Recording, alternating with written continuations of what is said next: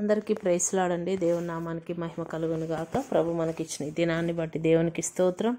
ప్రభు మనకి ఈరోజు వసగుతున్నటువంటి వాగ్దానం కీర్తనలు 1-2 సామ్స్ చాప్టర్ 1-2. యెహోవా ధర్మశాస్త్రమునందు ఆనందించుచు దివారాత్రము దాన్ని ధ్యానించువాడు ధన్యుడు. ఆమెన్. ఈరోజు ప్రభు మనకు వాగ్దానం ఇస్తూ ఉన్నాడు. నిజంగా పరిశుద్ధ గ్రంథమును దేవుడు మనకు ఒక బహుమానంగా ఇచ్చి ఉన్నాడు. అందుకే దేవుని వాక్యం సెలవిస్తుంది, నా వాక్కును పంపి వారిని బాగు చేస్తాను నేనని. ఆ వాక్యం అనేది వాడి అయిన రెండంచుల ఖడ్గము వంటిది. జిగటగల దొంగ ఊబిలో నుండి మనల్ని పైకెత్తగలిగిన శక్తి కలిగినది దేవుని యొక్క వాక్యం. కాబట్టి ఆ వాక్యాన్ని మనం అనునిత్యము కూడా చదువుతూ, మరి దేవుని వాక్యం సెలవిస్తుంది, భూమి ఆకాశములు గతింపవచ్చునేమో కానీ నా మాటలు ఎన్నడూ గతించిపోవని దేవుడు వాగ్దానం ఇచ్చి ఉన్నాడు.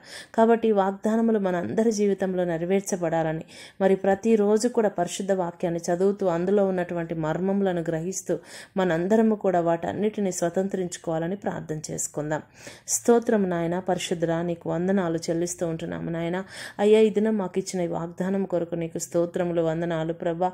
దీవారాత్రములు నీ వాక్యమును ధ్యానిస్తూ నాయన అందు ఆనందించి వారు ధన్యులని ప్రభా, నువ్వు వాక్యం ద్వారా ఈరోజు మాతో మాట్లాడేవు నాయన. నీకు స్తోత్రములు. ఈ వాగ్దానం మా అందరి జీవితంలో నెరవేర్చండి అయ్యా నాయన.